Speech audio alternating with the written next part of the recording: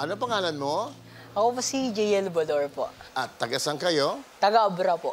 Abra! Opo. Hindi ako umikot, my friend, because hindi ako familiar sa ganun genre na music.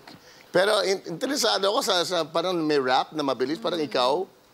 Parang I can't believe hindi ka na umikot dahil yan talagang ang genre mo. So hindi ako familiar dyan, so I'm so sorry, hindi ako umikot. Pero napaka-talented ka. Ang dami kong pwedeng mangyayari sa'yo dahil sa talent mo. So thank you so much for being here. Alam mo kasi medyo challenging talaga yung pinili mo no, na pyesa na gawin. Because kailangan ng isipin mo yung pagkanta, yung vocal, so isipin mo yung rap. Tapos yung rap, di mo lang pwede kantahin or daanan lang Kaya may papel ka, no? Visualize mo. Andun yung mga lyrics. Doon pa lang parang tawag ko, pinaplot mo yun Pinaplano mo anong gagawin mo doon Kung dito ka malutong, dito ka ano. Hindi mo lang pwede, kasama lang siya isang linya. Word for word, rap. Ganong klaseng energy dapat ilagay mo sa bawat word. Pagbalik mo, any competition, gusto ko marinig yun Gusto ko na makita di ba? As they say, I want you to smoke them. Sobrang interesting ng boses mo kanina kasi nung pumasok ka, iba yung tunog ng boses mo dun sa boses mo nung kumakanta ka na ng chorus, ng verses. Para siyang dalawang magkaibang tao. Pero siguro dahil nagde-develop pa yung boses mo. Pero ang ganda sana ng idea na medyo free time, almost a cappella yung pasok mo Pero kanina medyo nagdadalawang isip ka lang dun sa pasok mo na nabigyan ka na ng chord pero parang hindi lang agad nakalanding dun sa kailangan saktong-sakto. So yun, practice mo pa, tapos magde-develop pa naman yung boses mo So, who knows, baka next time makita ka ulit namin. Okay? Good job pa rin.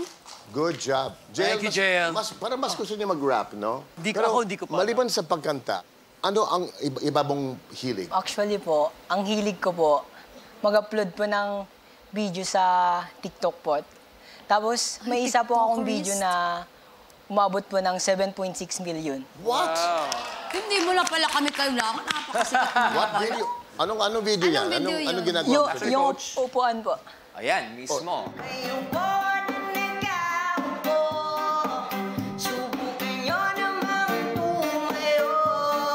Kusa ko lang po na pinost yun, tapos hindi ko pin-expect na magkakaroon ng views na ganun po. Dami yun, no?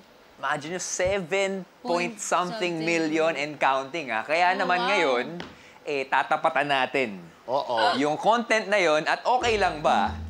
Nasasamahan tayo ng The Voice coaches. Okay lang ba i-recreate yung mismong video na yon? Tawagan na natin Coach Martin, Coach Casey, and Coach Bamboo. Oh, we're gonna rap? Yes.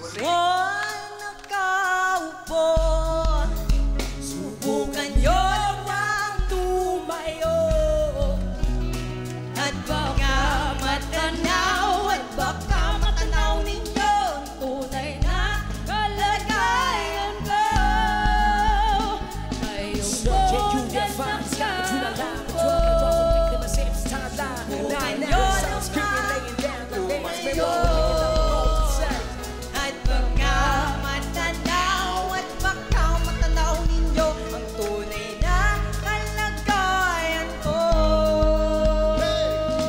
Naupunan niyo po ba kayo sa loob ng malaking bayan, palawag na bakuran, mataas na pader,